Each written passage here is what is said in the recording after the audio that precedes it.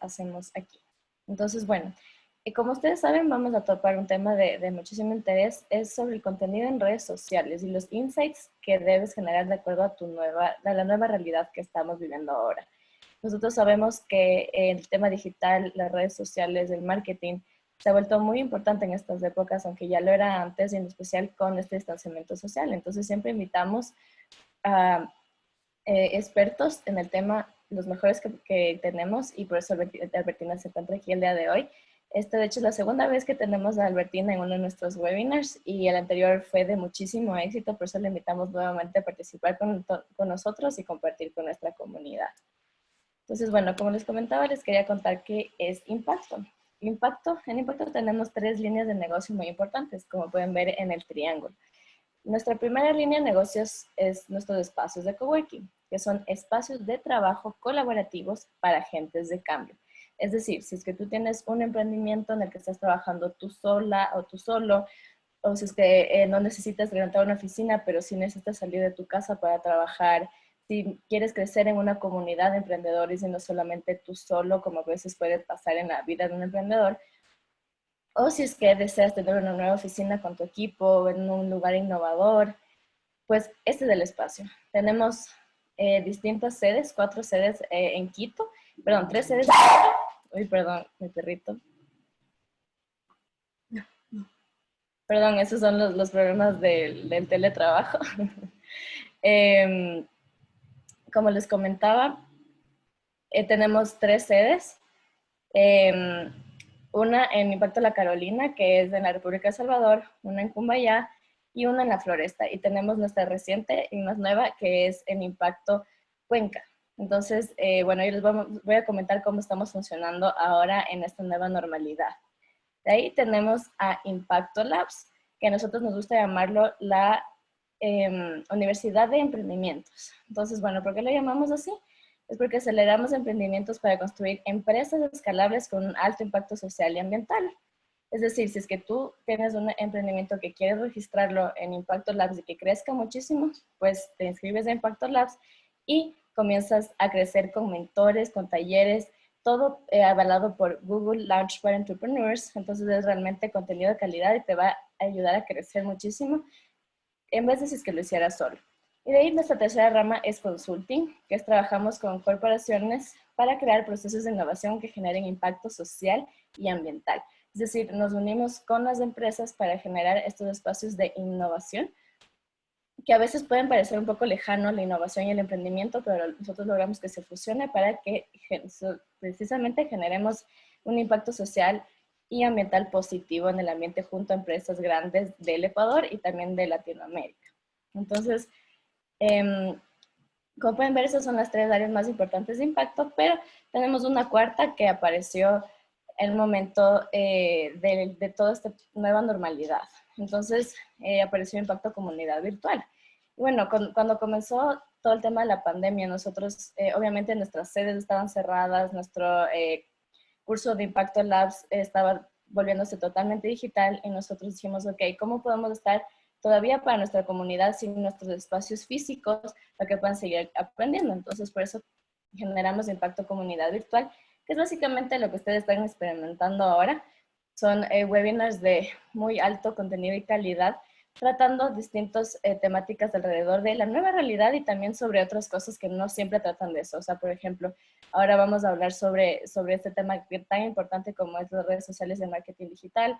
Otras veces hablamos de temas financieros, de abogacía, otros temas también de ayuda personal, todo con nuestros mejores expertos. Hasta ahora hemos tenido más de 13,000 participantes y el día de hoy nuestro webinar es el número 103. Entonces, muchísimas gracias por estar aquí. ¿Y cuál es el propósito? Estar ahí para ustedes, en la comunidad de emprendedores y de empresarios, y que juntos saldremos de esto a través del conocimiento.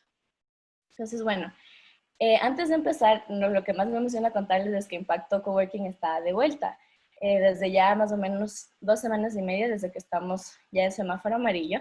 Y bueno, se preguntan cómo una comunidad de coworking puede funcionar con todo este tema de distanciamiento social. Pues nosotros pensamos en todo y reinventamos totalmente nuestras sedes. Entonces, como pueden ver, ahora tenemos espacios individuales para que tú puedas entrar a la sede a trabajar individualmente, tenemos en el piso estos medias lunas en donde tú sabes exactamente los 2 metros de distancia que tienes que mantener del resto.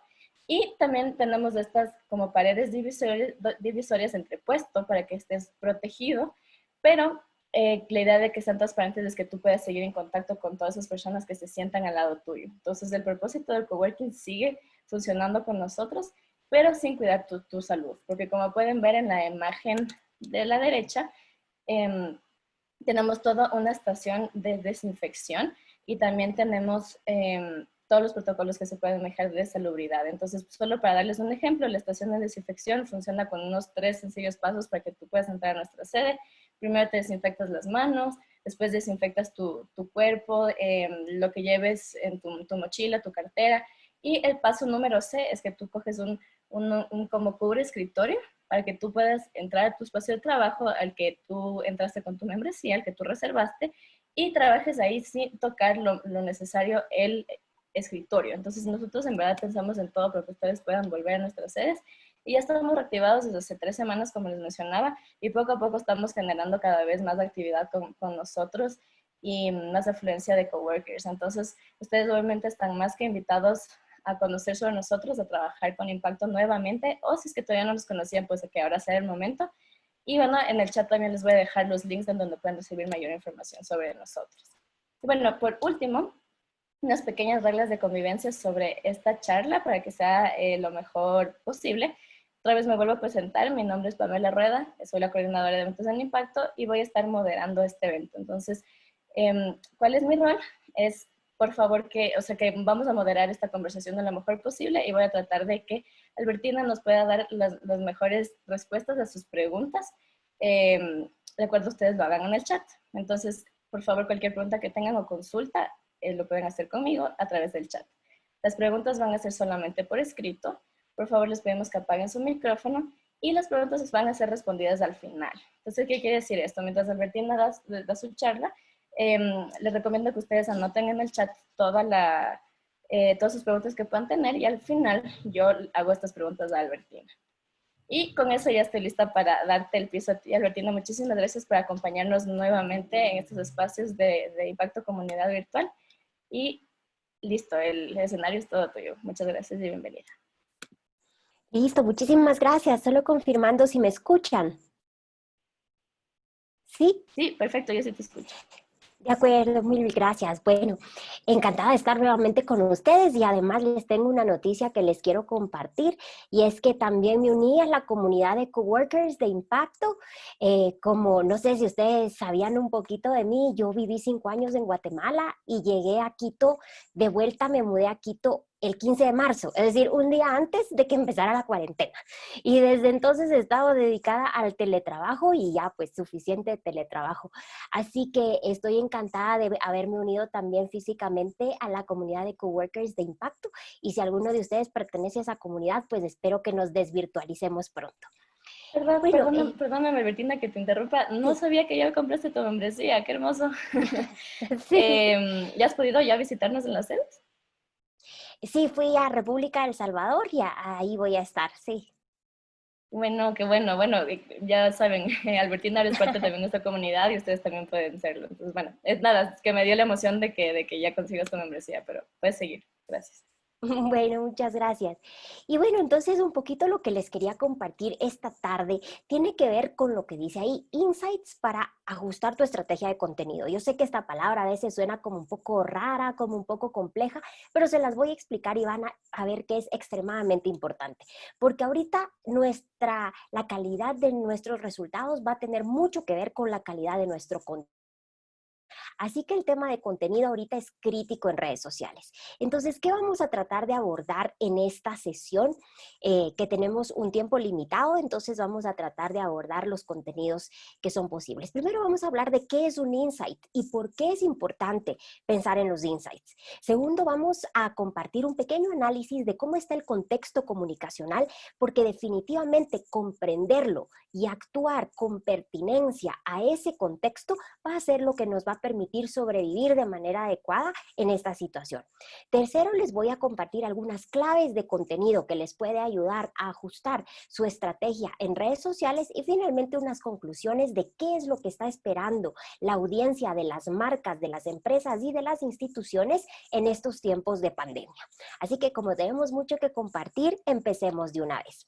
Empecemos entonces por qué es esto de insights. No sé si ustedes habían escuchado alguna vez esta palabra o si saben de qué se trata. Lo voy a compartir y al final de la sesión podemos reflexionar conjuntamente sobre el tema. ¿Qué es un insight? Básicamente un insight viene de la palabra en inglés visión interna y realmente lo que trata de explicar es cuál es la verdadera motivación que tiene una persona para consumir algo. Y eso por supuesto no tiene que ver con lo evidente, porque uno cree que si alguien compra una crema, entonces está comprando una composición de, yo qué sé, de humectante, con exfoliante, con no sé qué. No, está comprando belleza. Y entonces por eso quiero que se fijen en el gráfico que tienen en su diapositiva. Tenemos que pasar de la data a identificar la información, es decir, cuántos de esos números son relevantes. Luego, como decía mi director de tesis, hay que poner a hablar a los números, empezar a encontrar relaciones entre los números, que es la parte de conocimiento. Y llegar al insight es poder encontrar qué tiene que ver una cosa con la otra que aparentemente no están conectados.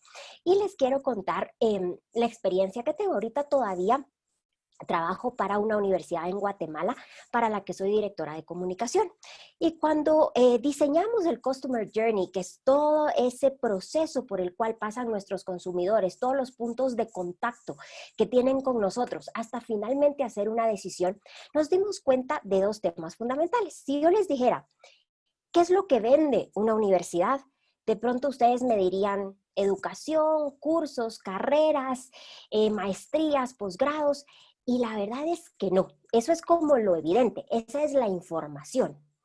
Pero ¿cuál es el insight? Nos dimos cuenta que había dos insights distintas entre lo que está comprando el papá, porque el papá es el que paga, aunque el hijo sea el usuario.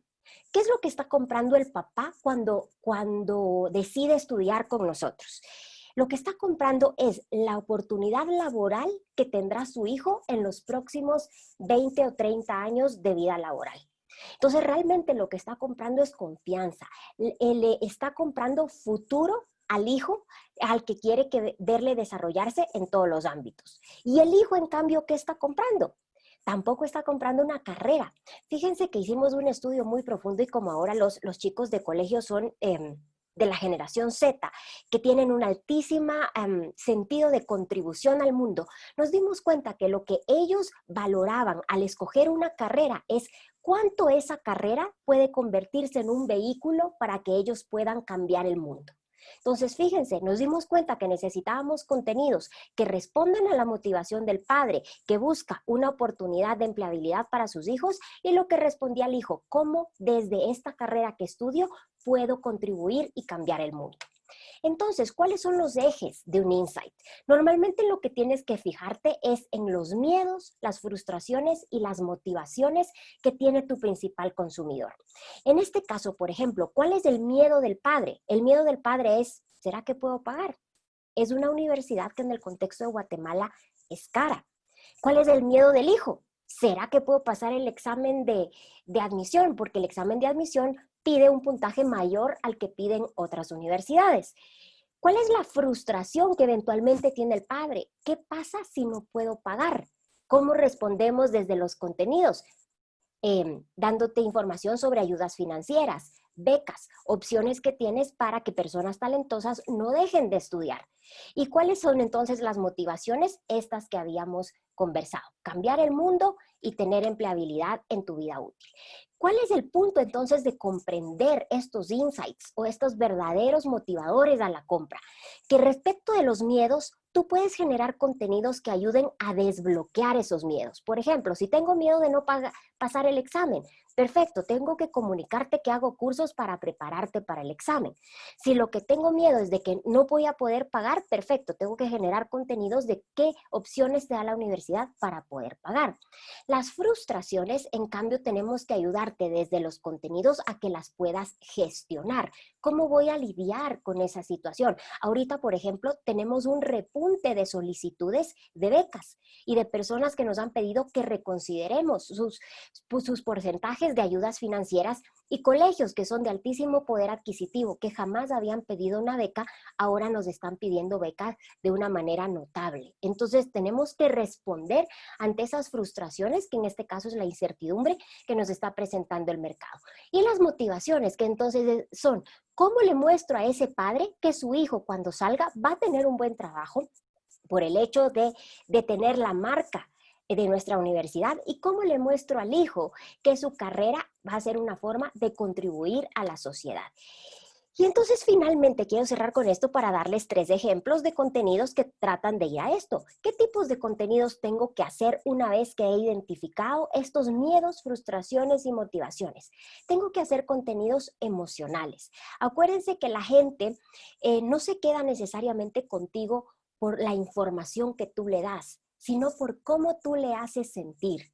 Entonces necesita esa persona sentirse escuchada, que esos miedos o esas frustraciones van a tener algún tipo de respuesta y que por lo tanto van a poder hacerlo mejor. Y en las motivaciones, por supuesto, sí necesitan un tema funcional, porque por supuesto comparan una universidad con otra, un programa con otro, las acreditaciones de una universidad con otra.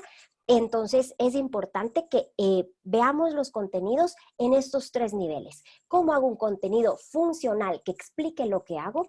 ¿Cómo hago un contenido emocional que conecte con esas audiencias? ¿Y cómo hago un contenido que releve mis valores en la parte ética? Videos que hicimos en estos 3 niveles. El primero que les voy a compartir tiene que ver con el tema funcional.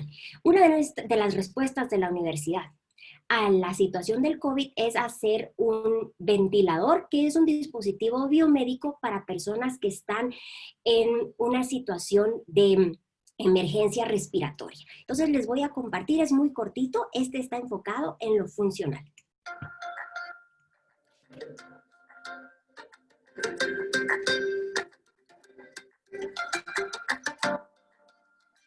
Albertina, perdona, no estamos viendo el video. ¿No se ve el video? No, estás compartiendo tu pantalla de la presentación. Ajá. Ok, perdón. Entonces, a ver, ahí vuelvo. ¿Ahí se ve? Sí. ¿Sí? Ok. ¿Sí se escucha también? Ahí.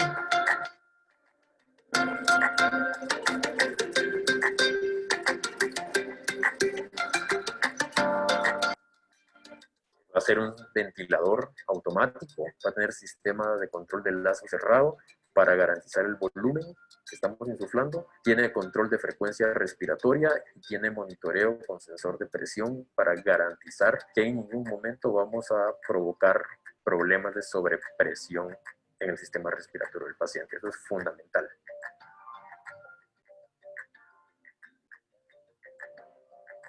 Es por ello que dentro de ese ranking nosotros finalmente elegimos basarnos en un diseño de la Fuerza Aérea de la Unidad 108 de Electrónica y Robótica de la Fuerza Aérea de Israel. Ellos realizaron un diseño de ventilador de bajo costo y liberaron el software, que es la programación que va a los microcontroladores, liberaron el hardware, todos los diagramas de circuitos para poder armarlos, y liberaron los diseños para las piezas mecánicas.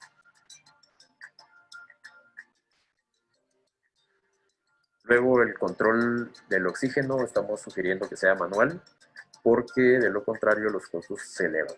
Y tenemos que buscar un punto de equilibrio entre funcionalidad y costo. Esa va a ser la clave para que tengamos alternativas que realmente puedan aportar o puedan implicar una opción para salvar vidas.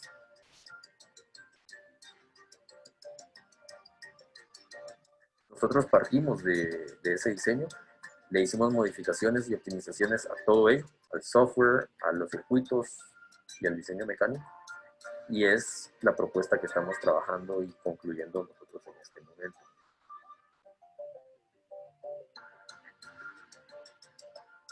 Por lo tanto, con este proyecto del ventilador que estamos desarrollando en la Universidad del Valle de Guatemala, podemos mostrar cómo esto es un ejemplo claro de ciencia y tecnología que aporta al desarrollo de Guatemala, aporta al ecosistema que se está gestando de innovación en nuestro país, y definitivamente es conocimiento y competencias de profesores que formamos en los estudiantes que van a estar al servicio de la sociedad, no solo de Guatemala, sino del mundo entero.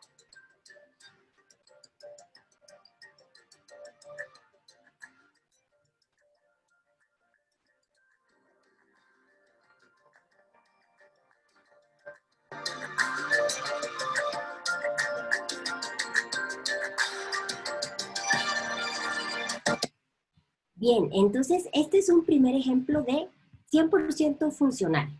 ¿Qué estamos haciendo para responder a la crisis desde nuestra fortaleza, que es ciencia y tecnología? Fíjense la diferencia con este otro contenido que les voy a compartir, que se inspiró en el objetivo de agradecer la altísima capacidad de adaptación que tuvieron docentes, investigadores y colaboradores para pasar de un día a otro de una lógica en campus a una lógica 100% digital. Miren cómo es de distinto el tipo de mensaje y el tono. Somos el resultado del esfuerzo de la comunidad.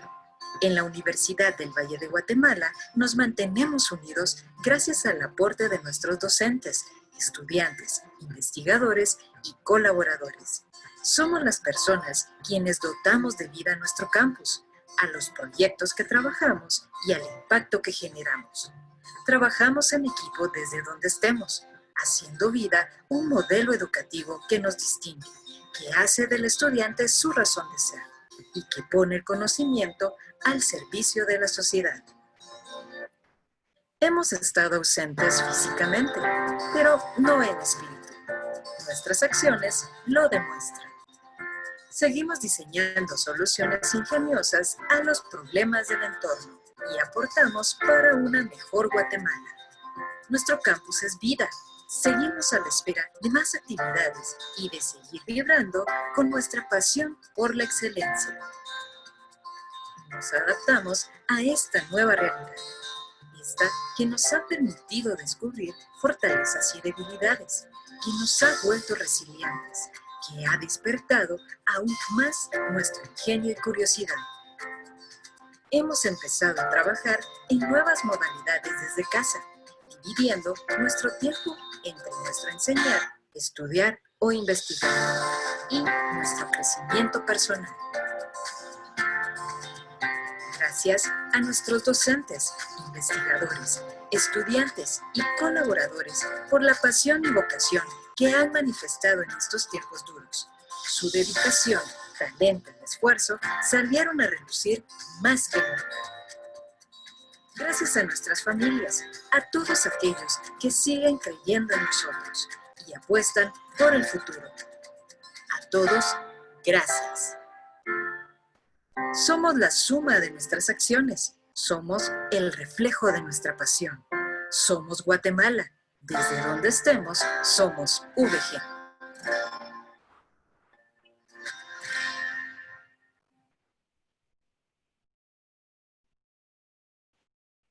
Bueno, era porque siempre un ejemplo creo que ayuda muchísimo a aterrizar esos conceptos, pero sobre todo, y lo que viene ahorita que para mí es muy importante, es compartirles de dónde salió la idea de hacer todos estos ejes institucionales de cambio. Y esto vino por un análisis contextual. Y aquí viene la parte de leer adecuadamente el entorno. ¿En qué entorno estamos? Básicamente estamos en un entorno de aislamiento. Nosotros en Ecuador ya estamos en la desescalada, en Guatemala siguen en la fase 1, como si dijéramos semáforo rojo. ¿Qué es lo que ocurrió? Pasamos de un primer momento de incredulidad en todas partes, donde todo el mundo decía, no, es un tema que pasó en Asia, no nos va a pasar, no va a llegar, y de pronto llegó. Y nos forzó a prepararnos de un momento a otro sin tener mucho tiempo. Y una vez que inició la cuarentena, hemos iterado en 3 fases que más o menos van de la aclimatación, ya tenemos hábitos, horarios, un poquito nos adaptamos, luego de nuevo nos volvemos a cansar, a hartar, a desesperar, pasamos a la resistencia y luego volvemos a hacer ajustes y seguimos ahí. Nosotros en el caso del Ecuador ya estamos desescalando, es decir, empezamos a salir y a retomar actividades y empezamos en cambio a iterar entre momentos de alivio, de poder retomar actividades y de temor por si eventualmente hubiera un rebrote o si tuviéramos que regresar a cuarentena. Y comprender esto es bien importante porque esto va a determinar el tipo de comunicación que debemos tener con nuestro público. Y quiero que se fijen en esta diapositiva. No tengo la intencionalidad de que nos detengamos en lo específico de cada sector. Este es un estudio que hizo Deloitte sobre la recuperación o la proyección de recuperación que tendrá cada sector. Pero ¿a qué voy con esto? Por lo menos hasta fin de este año, el contexto va a estar alterado. Entonces, es importante que nos demos cuenta y hagamos ese análisis del contexto comunicacional, porque por lo menos hasta diciembre de 2020 no va a ser el habitual al que estábamos acostumbrados hasta hace 90 días. ¿Y cuál es el contexto de comunicación? Pues básicamente yo he identificado 4 fenómenos que están ocurriendo en este contexto de pandemia. El primero se llama infodemia, que es lo que la OMS llama la pandemia de la información, que tiene que ver con una sobreabundancia informativa que no solamente te genera ansiedad y ya no tienes capacidad de gestión de tanta información, sino que empieza a ser difícil reconocer qué información es útil y cuál viene de fuentes confiables. Otro tema importantísimo es la hipersensibilidad. Se ha generado una narrativa un poco manipulada, polarizada de extremos de héroes y villanos. Entonces, los que se quedan en la casa son héroes, los que salen a la casa son villanos, los conscientes versus los inconscientes, los buenos versus los malos. Y eso no es tan justo porque no nos permite ver la realidad del otro y respetarla y ser compasivo con una posible realidad con la que nosotros quizás no tenemos que enfrentar o no tenemos que vivir. Tercero, hay un tema de ciclos atípicos. Fíjense que hasta diciembre de 2019, a partir de enero del 2020, las búsquedas en Google crecieron 100 veces. Y de ese crecimiento, el 60% está enfocado en búsquedas que tienen que ver con COVID o con todos los temas anexos. Además, se ha registrado 5 veces más publicaciones en redes sociales, solo por darles un ejemplo. Twitter tenía un promedio de publicaciones hasta diciembre de 2019 de 500 millones de tweets al día. A partir de febrero, marzo de este año, está en un promedio de 700 millones de tweets al día. Además, el tiempo dedicado a las redes sociales se ha duplicado. Y por supuesto tenemos un proceso de desinformación. Desinformación tiene que ver con lo que la gente llama vulgarmente fake news. Yo me niego un poquito a llamarlo fake news porque no es algo tan simple como información falsa, sino que tiene que ver con contexto, intencionalidad y veracidad. Es decir, puede ser información verdadera en contextos falsos, información falsa en contextos verdaderos o información verdadera sin contexto, lo cual puede derivar en conclusiones no válidas. Entonces, fíjense lo crítico de comunicar bien en un contexto tan complejo. ¿Cuáles son los intereses informativos que podemos registrar en el Ecuador durante este tiempo de pandemia? Pues el primero es interesante e igual que la tendencia mundial, tiene que ver con qué es el coronavirus y cuáles son sus síntomas. Lo curioso es que en Ecuador se combinan las búsquedas de coronavirus con los síntomas del dengue, porque hubo un rebrote de dengue en la costa y eso generó que hubiera ciertos síntomas que podían confundirse y entonces generó mucho interés en poder reconocer la diferencia entre la sintomatología del COVID versus la del dengue. Un segundo interés informativo es la situación en el Ecuador, el crecimiento de los casos, el crecimiento por provincia, en este momento el tema de los semáforos, y lo tercero, la gente busca mucho el tema de las medidas, y en este orden para los ecuatorianos: cuarentena, mascarillas, lavarse las manos y gel desinfectante. Entonces, efectivamente, lo que vemos aquí es que hay una dominancia de los temas de COVID en las búsquedas informativas de los usuarios en Internet. En este contexto, ¿cuál es el desafío estratégico que tenemos nosotros, ya sea como emprendedores o como estrategas de la comunicación o del marketing? Y es comprender que estamos en un momento tan complejo en que lo que digamos puede ser percibido como oportuno o pudiera ser percibido como oportunista. ¿Y cómo logramos reconocer esa delgada línea roja entre ser oportuno y oportunista? Es lograr la pertinencia, es decir, cuán hábiles seamos para alinear el contenido a estas especificidades del contexto de comunicación en pandemia. ¿Y qué significa ser oportuno? Ser oportuno, ya que hay infodemia, significa que no es necesario publicar todo para todos en todos los canales. Al contrario, podemos publicar menos, pero que sea mucho más contundente, que sea un aporte, que dé valor. No necesariamente tengo que estarlo contando todo. Respecto de la hipersensibilidad, les diría, no promovamos contenidos de alarma ni de inseguridad, sino que más bien promovamos contenidos de tranquilidad, de seguridad y de higiene, es decir, que va la ansiedad y que promuevan una situación más pausada y tranquila de esa audiencia. Tercero, sobre los ciclos atípicos. Esto significa que primero hay que analizar, escuchar a la audiencia y luego decidir qué hacer. Por ejemplo, de los ejemplos que les mostré, el tema del ventilador, uno puede decir, pero es algo súper técnico, ¿será que a la gente realmente le importa? Sí. Fíjense que nosotros estábamos escuchando permanentemente en redes sociales y veíamos que había esta necesidad de la gente de sentir que están aportando, que Guatemala era capaz de hacer algo relevante para aportar en respuesta al COVID. Y cuando pusimos el video del ventilador, fue el video más visto y el post más compartido en Facebook e Instagram en la semana que lo publicamos.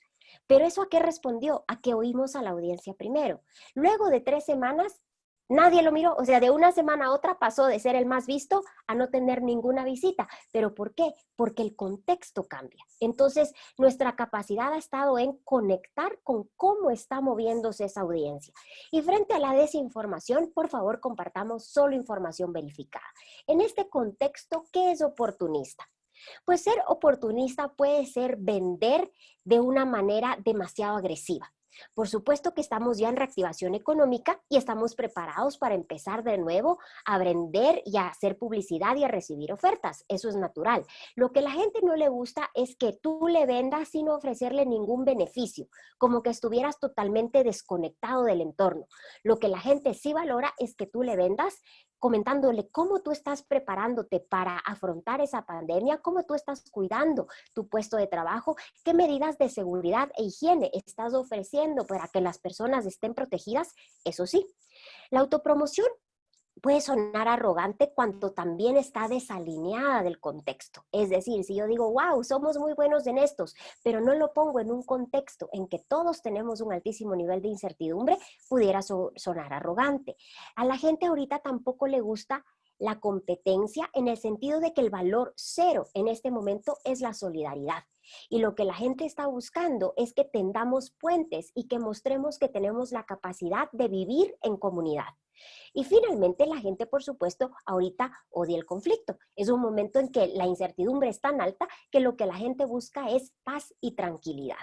Entonces, ¿cuáles son las claves de ese contenido en un contexto tan complejo y complicado con todos estos aspectos que hemos analizado? Pues lo más importante, y aquí les voy a decir algo que les va a sonar raro, pero que es bien importante, y es que no importa el tema que vayas a hablar en redes sociales.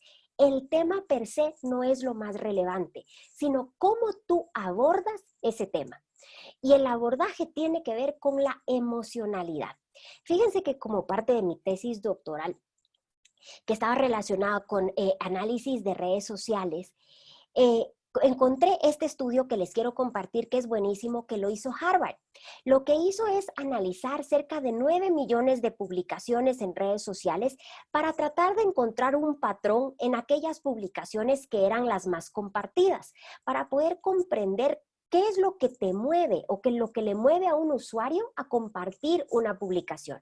Entonces, el primer hallazgo interesante es que no tiene que ver con el tema. Técnicamente tú puedes hablar de lo que tú quieras en redes sociales, pero la emoción es lo que define que alguien decida compartirlo o no. Piensa para ti mismo cuando tú estás viendo en tu timeline, tú ves millones de cosas y hay cosas que decides compartir y cosas que decides no compartir. ¿Por qué compartes aquellas que compartes? Tal vez aquí hay algunas respuestas. Lo primero que nos dice Harvard es que tiene que ver con la valencia de la emoción. ¿Qué significa la valencia? Es el valor que le asignamos a una emoción. Por ejemplo, la alegría es una emoción que se valora positivamente y el miedo o la tristeza una emoción que se valora negativamente. Entonces, tienden a ser más compartidas las publicaciones que usan emociones positivas. Otro elemento que dice Harvard que es clave es la activación, es decir, la capacidad que tiene una emoción de generar una acción. Por ejemplo, el miedo te paraliza, entonces el miedo es una emoción de una activación baja. Sin embargo, la frustración, la ira, el enojo, la indignación puede ser una emoción de alta activación, es decir, que te mueve a hacer una acción. Les doy un ejemplo, en el año 2015 hubo en Guatemala unas protestas que derivaron en la renuncia del presidente y la vicepresidenta, que se organizaron se convocaron de redes sociales. Y me tocó hacer una investigación e hice muchísimas entrevistas al respecto. Y la palabra que se repetía en todas las entrevistas es que todo el mundo me decía, yo salí a protestar por indignación. La indignación de que nos habían robado todo, que nos robaron hasta el miedo. Entonces, ahí, ¿a dónde fue la publicación? A una emoción de alta activación, que fue la indignación. Y el tercer elemento que nos dice Harvard es el que se llama la dominancia, es decir, cuán intensamente se siente una emoción. El miedo, por ejemplo, es de dominancia baja, pero la admiración o la sorpresa pueden ser emociones de alta dominancia, es decir, se sienten de manera intensa. Por eso a veces uno sigue de manera muy activa a aquellas personas a las que uno admira. En ese contexto, Harvard propuso una combinación, partiendo de este estudio, de cuál combinación de emociones es el más eficiente para lograr que la gente comparta tu contenido. Y básicamente nos dice que se comparten mucho más las publicaciones de activación alta y dominancia alta. ¿Qué significa? Las positivas. Por ejemplo, si tú te fijas en las 10 videos más virales de YouTube, vas a ver que tienen que ver con el perrito, con el payasito, con el bebecito, con el pastelazo, es decir, tienen que ver mucho con temas positivos. Y entonces seguramente tú te preguntarás, pero ¿qué pasa si yo tengo que hacer una publicación negativa? Por ejemplo, que uno de mis colaboradores se contagió de COVID, pero lo tengo que comunicar. Entonces, ¿qué voy a lograr? Pues cuando tú tienes que comunicar algo que implica una emoción negativa o de una baja activación, la puedes compensar con una emoción de alta admiración, de sorpresa o de humor. Esas son como las 3 técnicas para compensar. Admiración, sorpresa o humor. Entonces, de pronto, tienes que confirmar que efectivamente una persona está contagiada, pero de pronto puedes aprovechar para exponer lo rápido que has podido dar respuesta a los protocolos de COVID y cuán segura pueden sentirse tanto tus clientes como tus colaboradores porque has activado todos los protocolos de respuesta. Entonces, primera clave de los contenidos no depende del tema, depende de la emocionalidad. Segundo tema, los horarios. Sí importan los horarios en que tú publicas en las redes sociales y básicamente tienen que ver con el estilo de vida de un país. Entonces, más que un horario específico, fíjate más bien en cómo operan las personas. En los países tiende a haber un pico importante cuando uno recién se despierta. ¿Por qué la gente ahora está habituada se despierta? Y antes de ir al baño, antes de tomar café, lo que sea, agarra el teléfono y revisa sus redes sociales estando en la cama. Entonces hay un pico de publicaciones más o menos a las 6, 7 de la mañana, dependiendo del país. Por ejemplo, en mi caso que yo programo a través de algunas aplicaciones y escojo la opción publicar a la hora de mayor conexiones, tengo un pico a las 6 de la mañana. Eso significa que efectivamente a las 6 de la mañana muchísima gente se conecta, en este caso al Twitter. Luego llegas a la oficina, antes de ponerte a trabajar hay un pico, luego antes de salir al almuerzo, el segundo pico más grande del día es el del almuerzo, es decir, la gente aprovecha ese momento que tiene para revisar sus redes, al volver a la oficina se conecta un ratito, hay un pequeño pico antes de salir a la oficina y el último pico más importante del día es el que le llaman el pico de la tablet. Es decir, una vez que ya ha cenado, que los que son padres han mandado a sus hijos a la cama, ya han hecho las tareas, etcétera, y desde la cama, desde la tablet, revisan por última vez sus redes sociales. Ese pico tiende a ser a las 10 de la noche. Entonces, publicar en los horarios de mayores conexiones sí es un segundo factor de incidencia en el desempeño de tus publicaciones. Un tercer factor importante es la frecuencia. La gran pregunta que se hace la gente que tiene que ver con cuánto publico en cada red social por día. Y esta pues sí que es una pregunta muy relevante. Entonces, antes de darte la respuesta, quiero explicarte por qué razón se deriva esto. Una vez piensa que cuánto publico en Facebook o en Twitter depende de lo que yo quiero comunicar. No, no depende de lo que yo quiero decir ni de cuántas veces lo quiero decir. Depende de la naturaleza de la plataforma, es decir, de la naturaleza de Facebook, Twitter, Instagram, etc. Y esto tiene que ver con un factor clave que se llama el ciclo de vida de la publicación. Ese es el tiempo entre que tú publicas algo y la publicación llega al máximo de interacciones. Entre Facebook y Twitter está clarísimo cuál tiene un ciclo de vida más largo. Por supuesto, Facebook. El promedio del ciclo de vida de una publicación en Facebook es 90 minutos. Es decir, más o menos se repite esa publicación en los timelines hora y media. Versus Twitter, que tiene un ciclo de vida de 24 minutos. Es decir, es mucho más efímero. ¿Esto qué te permite ver? Mientras más efímera es la red social, más publicaciones soporta por día. Entonces, como Twitter dura poquito, si publicas más por día, no saturas. Entonces, en Twitter se recomienda de 5 a 10 publicaciones por día, mientras que en Facebook de 1 a 2 por día es suficiente. LinkedIn es una red social que está ganando un nivel de sociabilidad. Yo te diría que 3 publicaciones por semana está bien. Instagram tiene un comportamiento parecido a Twitter, es decir, puedes estar entre 5 y 10 por día, incluyendo todos los formatos, es decir, historias, publicaciones regulares, etc. Pinterest, vamos como LinkedIn unas 3 veces por semana y YouTube, que en muchos casos requiere más producción, puedes tener 1 por semana. Además, es importante que recuerdes que los formatos es otra clave, porque una vez piensa copy link, o copy foto, o copy video, y no pensamos que hay muchas más opciones. Y luego te quiero dejar esta diapositiva para que escojas formatos, pero que los escojas en función del objetivo que tú buscas en esa publicación. Dependiendo de lo que tú estás buscando con el contenido, de pronto tu marca busca entretener, en otros casos educar, o ya estás en un momento en que necesitas persuadir porque estás volviendo a recuperar el mercado y efectivamente ya necesitas conversiones para recuperar tu mercado, entonces necesitas formatos que tienen que ver más con la conversión. ¿Y cómo es tu mercado? Pregúntate, ¿es un mercado que aguanta más un contenido emocional, es decir, le gusta lo inspiracional, lo motivacional, o es más bien una audiencia que busca lo racional, lo técnico, lo específico, las cifras? Entonces, de acuerdo a eso, tómale una foto a esta pantalla, revisa todos estos formatos que tienes disponibles y escoge aquellos que mejor se ajustan a tu estrategia y a tu objetivo. En conclusión, ¿cuáles son las 5 cosas que más están esperando nuestras audiencias de las marcas, de las empresas, de las instituciones en tiempos de pandemia? Te comento que hay un estudio que hizo Publicis Group en más de 15 países de América Latina y levantó más de 2,000 encuestas y todas coinciden en lo que, lo otro es lo específico, ¿no? ¿Qué formato, en qué canal, cuántas veces, en qué red social? Pero lo que en general está esperando ahorita la audiencia de ti como emprendedor, como marca, como empresa o como institución, primero es que hables.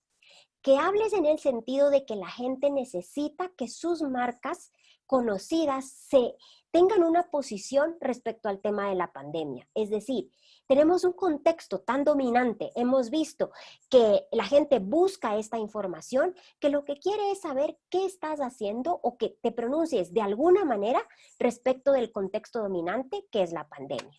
Segundo, buscan saber si tú estás aportando a este contexto. Por eso les decía, el tema del ventilador, que uno puede decir, por favor, pero tan técnico, excepto que yo sea ingeniero electrónico, ¿a quién más le puede importar? Es que a la gente no le importaba lo específico del ventilador, ni cómo está hecho, ni cuáles son las 5 variables de presión que tiene, sino que la universidad está haciendo algo para ayudar a la gente en el contexto de pandemia.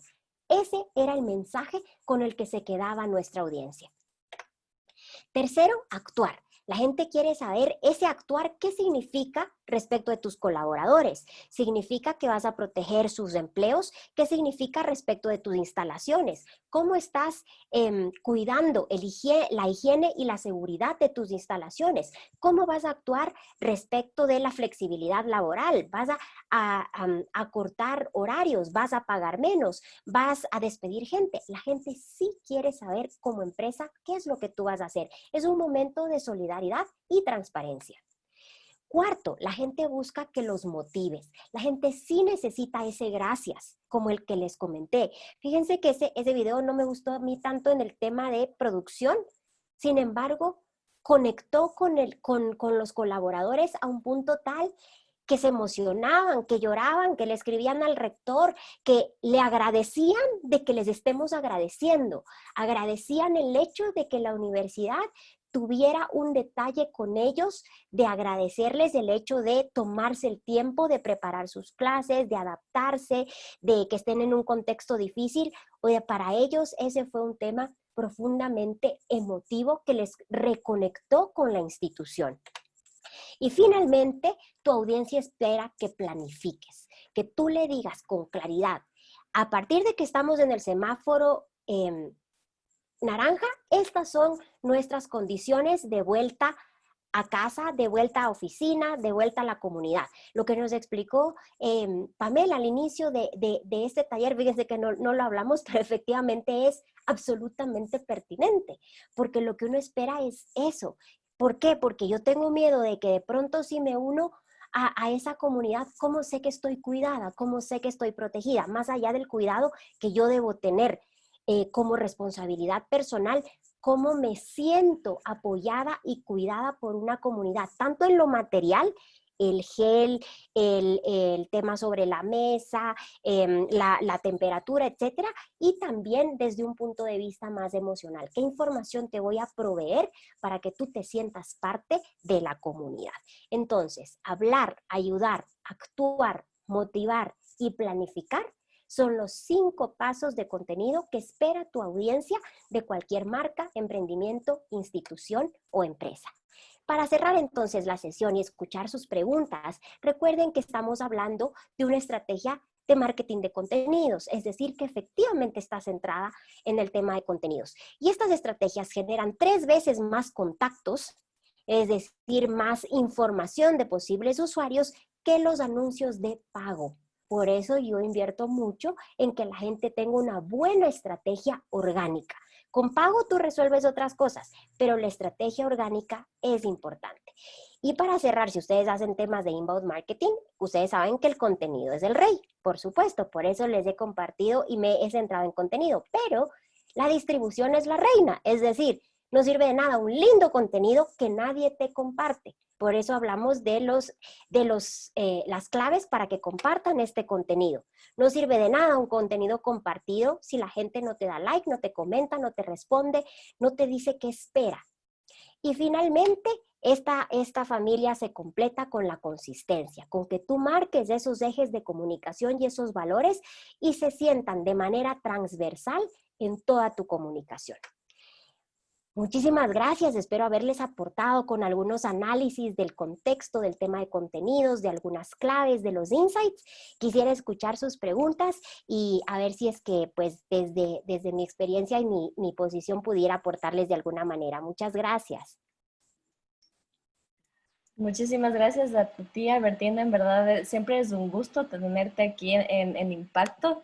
Yo siempre me quedo así concentradísima con todo lo que tú hablas porque además de que es claro, es muy útil en estos momentos. O sea, yo le tomé screenshot a todo porque me pareció en verdad muy útil ya tanto como emprendedora yo mismo y también para saber realmente cómo está funcionando el contenido de todas las instituciones que nos importan ahora.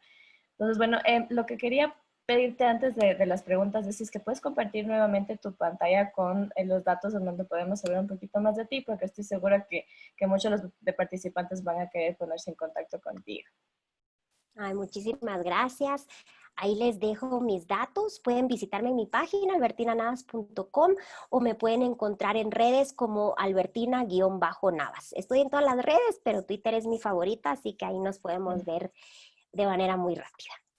Ok, perfecto. Bueno, ahí tienen la información. En verdad les recomiendo muchísimo que le tomen screenshot a esto porque en verdad Albertina es de muchísima calidad. O sea, en verdad es uno de los speakers que los queremos llamar de vuelta siempre porque genera demasiado contenido de muchísima calidad, me vuelvo a repetir.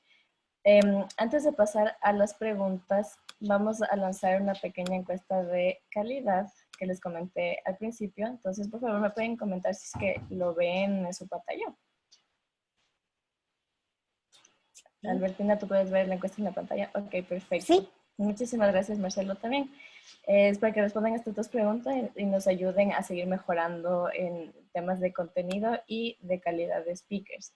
Y bueno, vamos con las preguntas.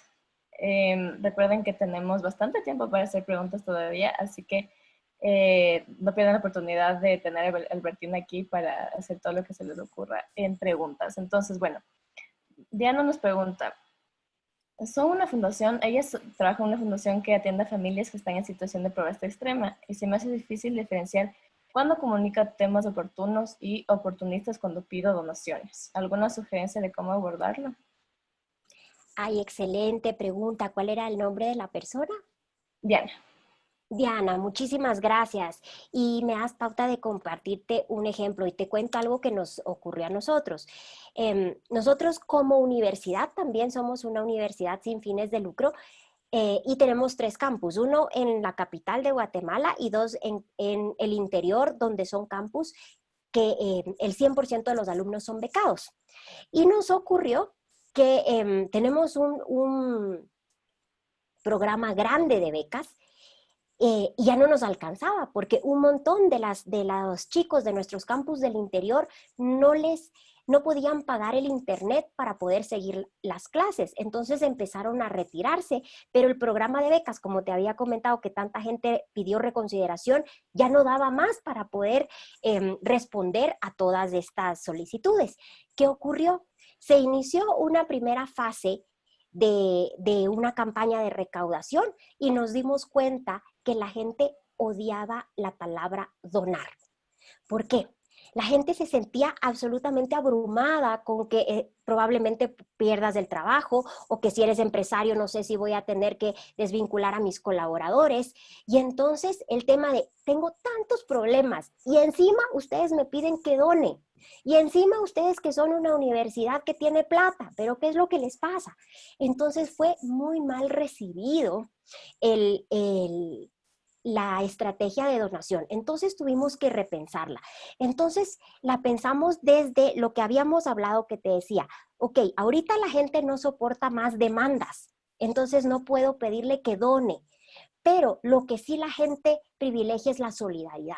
Entonces, ¿cómo yo, egresado, puedo apoyar a que otra persona que tiene la misma dificultad que yo pueda seguir estudiando? ¿Cómo yo, que tuve esta oportunidad de estar ahora en el extranjero, puedo apoyar a que otros chicos del interior de Guatemala puedan seguir estudiando?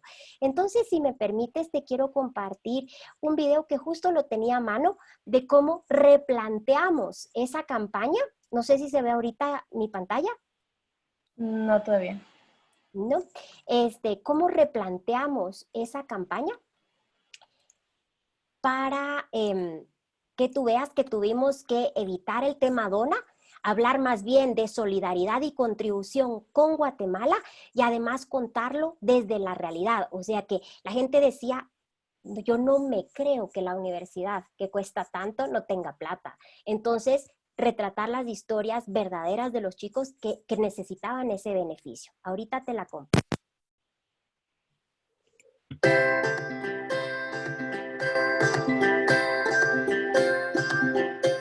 Mi nombre es Ruth Mayari Juanjo Casía. Resido en Chichicastenango, el Quiché, y estoy estudiando el primer año de la licenciatura en psicopedagogía. Lo que más me gusta de mi carrera es intervenir. No hay nada que me motive más que ayudar a las personas. A lo que me quiero dedicar cuando termine mis estudios es a mi proyecto, el programa de educación inicial. Está dirigido a personas que necesitan ayuda con alguna dificultad en el aprendizaje.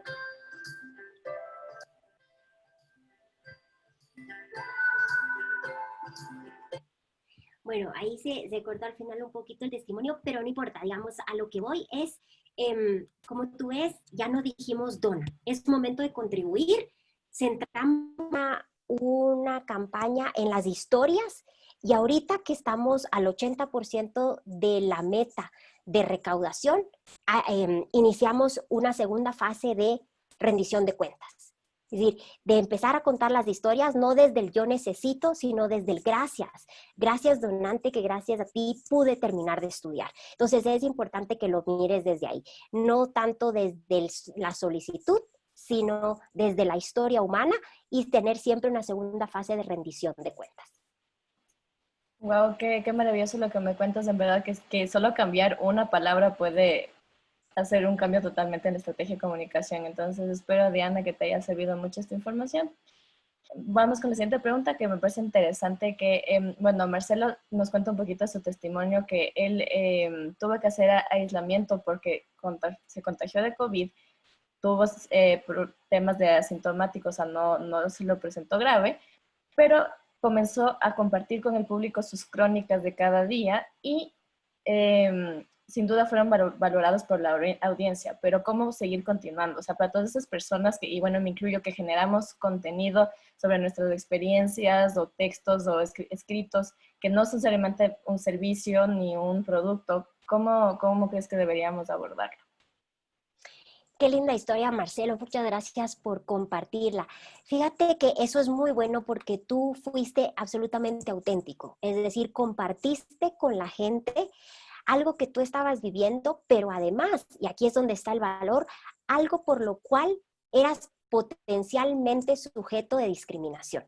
En algunos contextos, el declararte abiertamente como COVID positivo puede derivar en una situación de discriminación social o de discriminación laboral. Y entonces lo que tú hiciste, de acuerdo a lo que habíamos hablado de Harvard, es que compensaste una noticia negativa, que era fui diagnosticado COVID positivo, con algo de alta admiración. Y pese a que esto implica un riesgo para mí, lo comparto con ustedes para que todos aprendamos de esta experiencia. Entonces, fíjate cómo quizás sin haberlo sabido de una manera estructurada, lo hiciste de una manera muy eficiente y respondiste en este caso básicamente a ser auténtico contigo.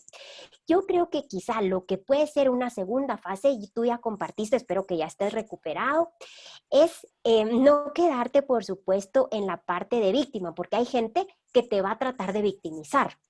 Y tu valor al haber sido valiente es mantenerte en una posición de lo que hablábamos, motivación. ¿Cómo yo sigo transmitiendo algo positivo? ¿Cómo sigo transmitiendo que es una oportunidad? ¿Cómo sigo transmitiendo que ya me curé y puedo reinsertarme en la vida laboral y puedo generar empleo y puedo, además, desde mi situación personal, si soy empresario desde mi empresa y si soy colaborador desde mi lugar de trabajo, ¿cómo apoyo la no discriminación por? ¿Y por qué te comparto esto? Ahorita Guatemala está recién entrando al pico de la pandemia y tenemos muchos contagiados que no lo quieren compartir porque se sienten aterrorizados de perder su trabajo. Entonces, al leer, escuchar o compartir historias como las tuyas, empoderarías a todas esas personas que al reportar lo que estarían es recibiendo la información necesaria para cumplir los protocolos y poder estar más protegidos y proteger de mejor manera a tu familia. Así que muchísimas gracias, Marcelo, por haberlo hecho tan bien, y te invito a que en la segunda fase de tu estrategia trascienda el victimismo y se vuelva una historia más bien ejemplar y positiva de cómo te reinsertas en esa nueva normalidad desde una posición más bien empoderada. Ok, perfecto, excelentes consejos, Albertina. Vamos con una siguiente pregunta que puede ser un poquito controversial, pero creo que puede ser interesante lo que tú opinas sobre este tema. Luis Eduardo nos consulta, los gobiernos, al no informar los casos reales de COVID, en caso de que sea así, y la gravedad de la situación actual, ¿crees que que se han portado oportunos o oportunistas a la hora de comunicar? Híjole, fíjate, es una pregunta muy compleja.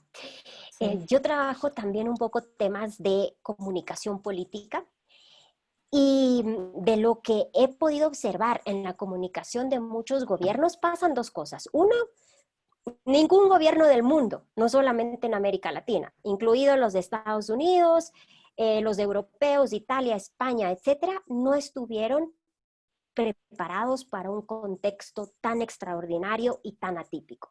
Entonces creo que lo primero es ser conscientes de que esto ha sido un palazo para toda la humanidad y que la falta de una reacción prudente o en su momento no solamente se deriva de que haya necesariamente toda una estrategia macabra detrás, sino de que no había referentes ni protocolos de lo que era mejor en esas circunstancias.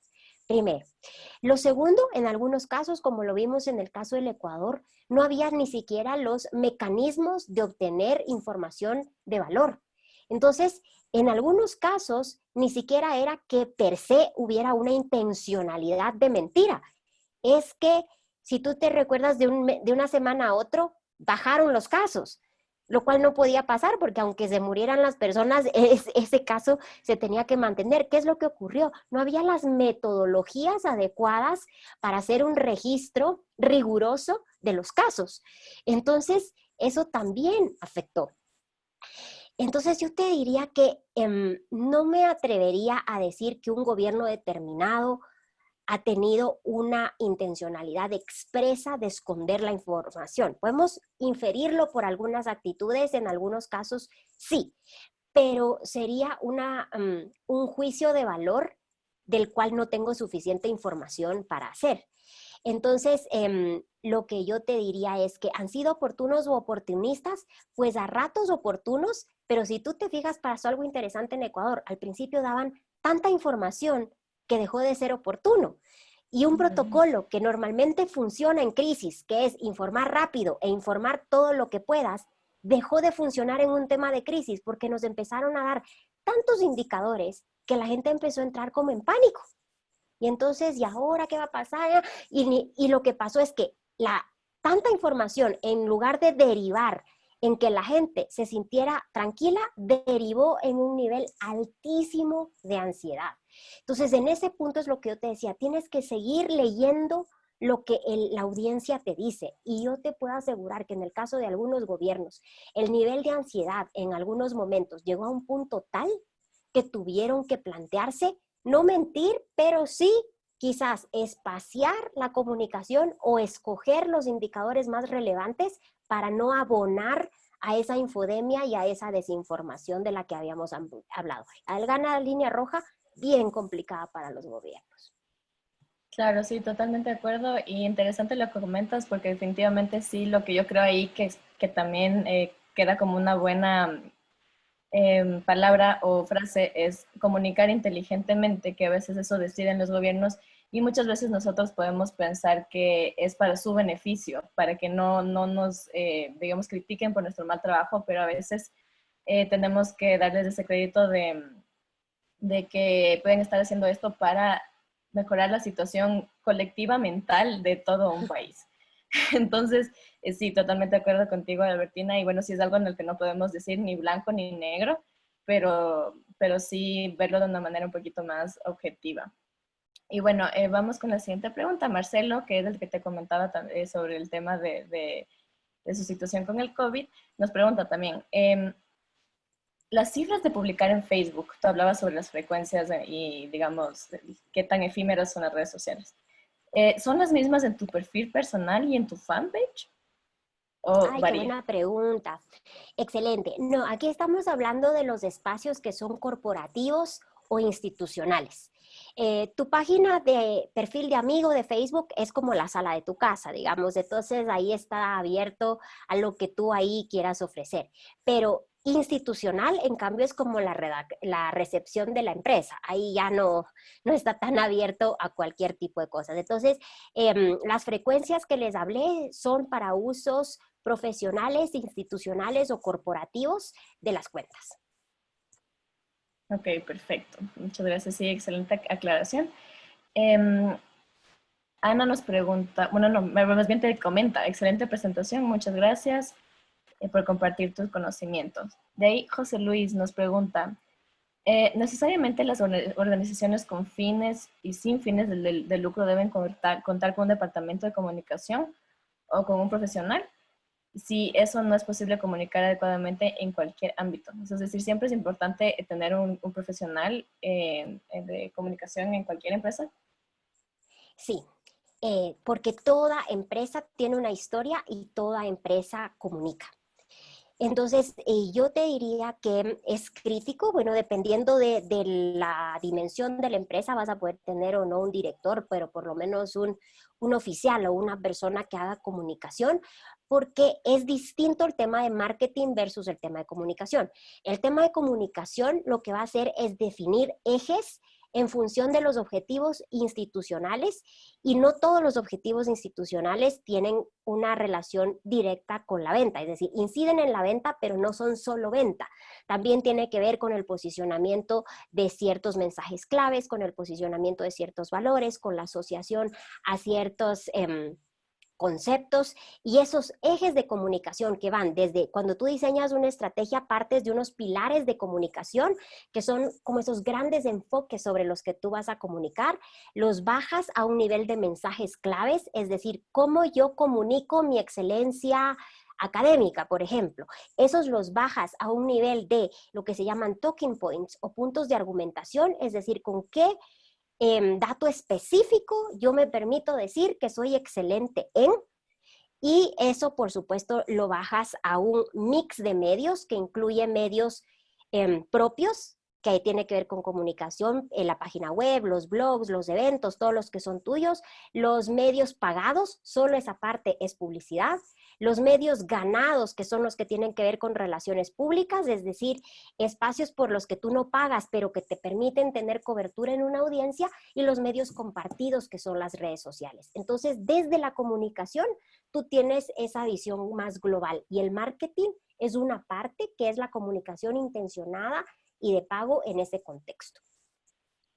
Ok, perfecto, gracias Albertina. Y disculpa, que estuvo tan interesante tu contenido que me di cuenta que ya estamos un poco pasados de tiempo. Okay. Entonces, discúlpame. Te voy a hacer la última pregunta y con eso ya terminamos. Esta es una pregunta interesante. Diego nos pregunta, ¿todo lo expuesto que nos acabas de enseñar sirve para comunicar en cualquier medio? Por ejemplo, en un libro, si es que yo deseo escribir en un libro o en una revista o en un periódico, o es más para redes sociales digitales. Ay, excelente pregunta, mil gracias, Diego. Pues mira, Diego, el concepto Insights, y por eso partí de ahí, es transversal a cualquier tipo de contenido en cualquier medio. Por eso quería como extraer el eje y el significado y las connotaciones de los Insights. Me centré en el tema de redes sociales, pues porque es mi especialidad y porque les podía dar consejos específicos, pero el concepto Insights, los ejes de los Insights y cómo obtener Insights, te sirve para cualquier cosa. Y aprovecho para darles un consejo a los emprendedores. A veces los emprendedores nos enamoramos de nuestro emprendimiento. Entonces nos parece tan bonito, tan fantástico, tan maravilloso que nunca nadie pensó algo similar, y entonces invertimos demasiado en describir el producto. Entonces el producto es esto, es grande, es chico, es amplio, es bajo, pesa, no pesa, cuesta, no cuesta, cuando de pronto lo que la otra persona está buscando es ¿por qué razón te voy a comprar? Entonces, es importante, y ahí me voy a unir a una pregunta que me hacían después, y todo tiene que ver con la emocionalidad más allá del producto, sí. Y fíjate tú, en las campañas más exitosas son aquellas que no venden producto, sino que venden emoción. Y les dejo con un ejemplo, Dove. La campaña de la belleza real de Dove, si no la conocen, búsquenla en Google, partió de un insight. ¿Y cuál fue el insight?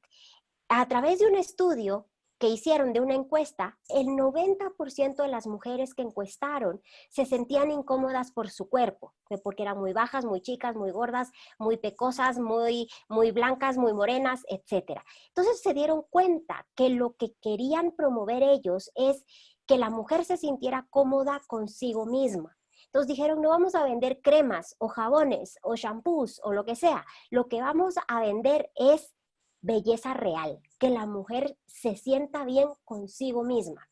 Esa campaña que empezó en 2004 para 2014, que mantuvo ese eje transversal en distintos canales, en distintos años, que empezó sin digital, fíjate, y que después fue aumentando lo digital, derivó en que al volver a hacer la encuesta 10 años después, solo habían bajado 20%, es decir, 70% de las mujeres dijeron que no se sentían cómodas con su cuerpo, y en ese tiempo generaron $4,000 millones de ganancia. Es decir, a lo que vemos es, comprender el insight te ayuda a diseñar mejor la información, y efectivamente hace que tú no compitas, porque si tú pones producto contra producto, atributo con atributo, siempre va a haber un chino que lo haga más barato que tú.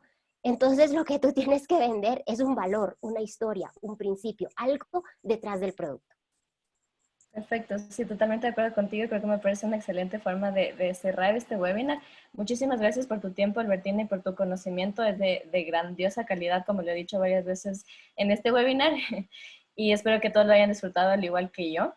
Nos están preguntando si es que puedes otra vez decirnos cuáles son tus puntos de contacto, entonces, pero no quiero hacerte perder tiempo, entonces es que lo puedes dejar en el chat, así como lo estás haciendo ahora, sería perfecto. Y pueden tener ahí la página web de Albertina, y también ya les va a pasar cómo se encuentra en todas las redes sociales. Recuerden, Twitter es su red social favorita, por donde se pueden comunicar con mayor facilidad con ella.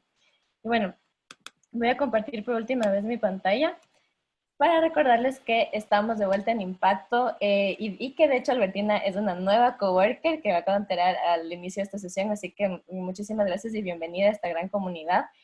Como les comentaba, somos un espacio totalmente seguro para que tú puedas volver a trabajar, que puedas dejar este espacio de home office por un momento, que te llenes de una comunidad de emprendedores, que ese es como nuestro mayor propósito, en un lugar seguro y totalmente reinventado. Entonces, les invito a que nos visiten en cualquiera de nuestras sedes. Les recuerdo que tenemos 4, y si es que quieren tener mayor información sobre Impacto, qué sede les puede interesar o qué membresía, les voy a dejar, apenas deje de compartir pantalla, en el chat, todos los links que necesitan ustedes para obtener mayor información. Y por último, quiero agradecer a todas esas organizaciones y grandes empresas que forman parte de nuestra comunidad también, que junto a ellos llegamos a más personas, llegamos a más gente en el Ecuador, más gente en Latinoamérica con estos grandiosos contenidos que ustedes lo están disfrutando gracias a su difusión. Y en especial a BitLab, que es la organización que nos está ayudando a continuar en pie.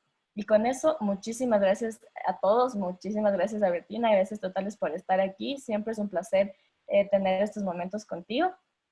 Y les esperamos el día de mañana en nuestro webinar de las 5:30 de la tarde para seguir aprendiendo junto a Impacto y nuestros geniales speakers. Muchísimas gracias y que tengan una buena noche. En este momento estoy compartiendo. A todos. Gracias a ti, Albertina, que tengas una excelente noche, y disculpa por haberte tenido más tiempo de lo que acordamos. Se me pasó la conversación. No se preocupen. Muchas gracias.